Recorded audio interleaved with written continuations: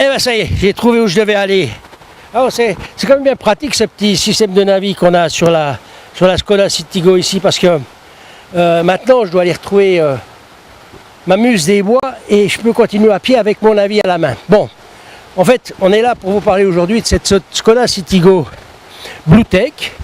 Alors c'est une petite puce hein, finalement, c'est une voiture de ville tout à fait adaptée à la ville.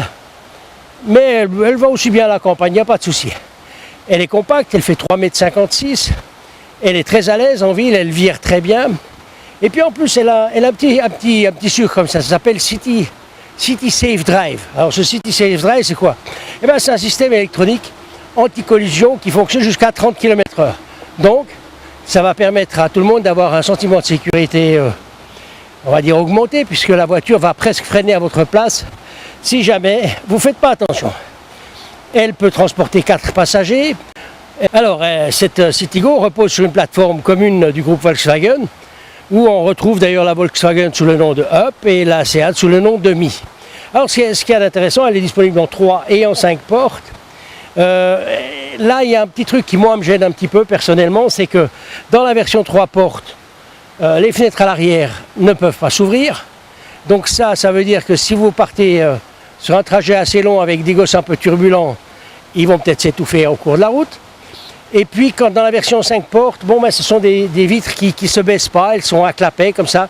C'est question de goût, on n'aime pas. Ça, on ne va pas discuter là-dessus. Maintenant, si on prend le tableau de bord, ben, le tableau de bord, il y a tout ce qu'il faut. Il n'y a rien à dire de ce côté-là. Il y a le système de navi transportable, il y a des boutons, des manettes, partout où ça doit être. Il n'y en a pas trop, il n'y en a pas... Mais c'est un peu tristounet, on remonte un peu dans le style des années 50 avec les voitures italiennes. Il y a ce qu'il faut, mais sans plus quoi. Voilà, bon c'est simple, tout est à sa place, il n'y a rien à en dire. Maintenant si on parle du coffre, le coffre il a une mesure qui est à peu près normale, fait 250 litres. Si on baisse les sièges, on arrive à près de 1000 litres. C'est suffisant pour l'usage quotidien. On arrivera même au cas échéant à transporter par-ci par-là des objets un peu plus encombrants. Maintenant, les motorisations, bon, il n'y en a pas non plus 150 000, il y en a deux.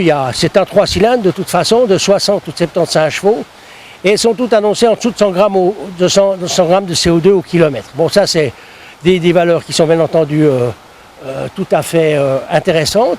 Et puis, les données d'usine la placent à 4,1, 4,3 litres sur la version.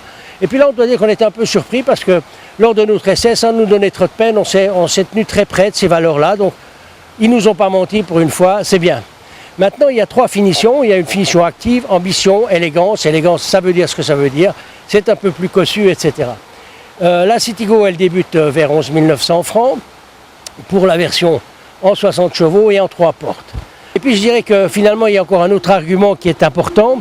C'est que cette voiture est assez légère, elle pèse que 940 kg, donc cette petite motorisation va pas lui porter ombrage, au contraire ça va bien lui servir. De plus, dans tous les équipements que cette voiture offre, comme ça on va dire presque de série, en tout cas ici on a ce qu'on appelle la version Ambition Green Tech. Alors ce Green Tech c'est quoi? Eh ben, on aurait pu dire...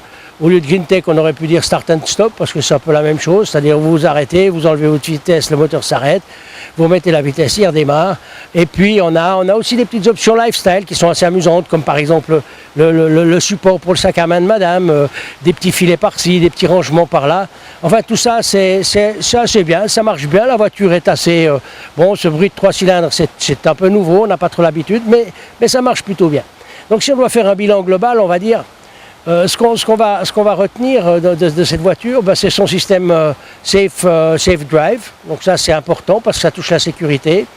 On va aussi retenir le système de navi transportable. C'est bien. Et puis par contre, il vaut mieux pas l'oublier dans sa voiture le soir parce que sinon votre vitre sera vite cassée et votre système navi aura disparu. Ça c'est l'autre côté. On aime moins l'histoire des fenêtres à l'arrière, que ce soit d'ailleurs dans la version 3 ou 5 portes. Et puis bon, ça c'est des affaires de goût. Mais on a aussi aimé le grand tableau de bord, tout ça c'est bien. Par contre, dans les points négatifs, on relèvera l'intérieur qui est un peu triste, on en a déjà parlé. Et puis aussi que par exemple dans la version 3 portes, le point de préhension pour la ceinture, ben ma foi il est assez loin derrière, ça c'est tenu à la construction de la carrosserie, ça c'est bien. Et puis alors un truc qui est vachement énervant par contre, c'est l'histoire de la fenêtre passager. Alors vous êtes le conducteur, vous êtes assis, bouclé dans votre ceinture, et vous devez ouvrir la porte de la fenêtre du passager, et ben bonjour baiser, rien du tout. Il vous faut vous décrocher, tendre le bras, vous contorsionner, et puis là vous arriverez à ouvrir la fenêtre du passager. Ça c'est pas trop bon, ça nous a pas plu, mais enfin bon, c'est pareil, c'est toujours une affaire de goût. Maintenant, d'avis global, positionnement prix, c'est pas mal. La voiture elle est vivante, elle est agile, elle se faufile facilement. C'est une petite auto qui est assez sympa, qui est économique en plus. Donc, comme on dit toujours chez Rodel Motor, on vous a intéressé, eh ben, il faut aller chez le concessionnaire. Puis alors là, vous avez de la chance parce que vous pouvez aller chez 3 concessionnaires, que ce soit Volkswagen, Seat ou Skoda. Vous avez la possibilité, c'est presque partout la même, plus ou moins. Prix et couleurs changeront un peu et logo qu'il y a sur le capot. Voilà, Jean-Louis Vidal pour Eden Motor en octobre 2012.